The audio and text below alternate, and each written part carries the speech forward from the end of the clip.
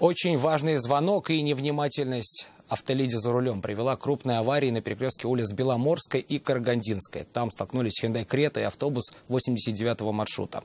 32-летняя девушка, водитель кроссовера, выезжая со второстепенной дороги, не уступила общественному транспорту, за что поплатилась своим здоровьем. В аварии пострадал и пассажир автобуса. Саминязова посмотрела съемки с видеорегистратора и узнала о самочувствии пострадавших.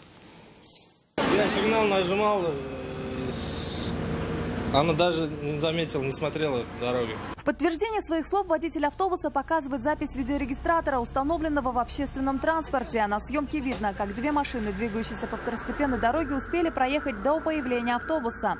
Следом за ними на перекресток выехал Hyundai Creta, а по словам очевидцев, автоледи, сидевшая за рулем иномарки, по сторонам не смотрела. Она была сильно увлечена разговором по телефону, поэтому не заметила ни знаков, обязывающих уступить дорогу, ни приближающегося автобуса. Водитель последнего опасность увидел, но резко тормозить с пассажирами в салоне запрещено.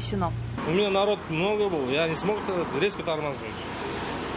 Ну как смог, тормознул, там вот следит. До приезда экстренных служб очевидцы помогали пострадавшим выбраться из кроссовера. Она из машины сама выходила? Нет, мы сами помогли. Сначала я ребенка вытаскивали. Медики госпитализировали 32-летнюю автоледи. Ее сыну помощи врачей не понадобилось. Пострадал также и один из пассажиров автобуса. Его также доставили в больницу. После обследования обоих пострадавших перевели в отделение нейрохирургии. Сейчас во всех обстоятельствах произошедшего предстоит разобраться автоинспекторам. Нафиса Минязова, Наиля Абдуллин, вызов 112.